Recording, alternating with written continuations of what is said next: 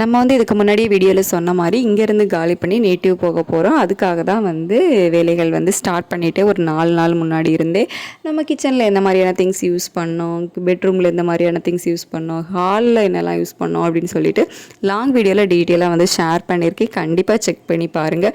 நீங்கள் இந்த மாதிரி வெளியூரில் போய் ஸ்டே பண்ணணும்னு நினைக்கிறீங்க, கொஞ்ச நாள் ஒரு 6 மாதம் ஒரு வருஷத்துக்கு ஸ்டே பண்ணணும்னு நினைக்கிறீங்க, தேவையில்லாமல் அங்கே போய் காசு வேஸ்ட் பண்ணக்கூடாது திங்ஸ் எல்லாம் வாங்கி அப்படின்னு நினைக்கிறீங்க அப்படின்னா கண்டிப்பாக வீடியோ ஃபுல்லாக வந்து செக் பண்ணி பாருங்கள்.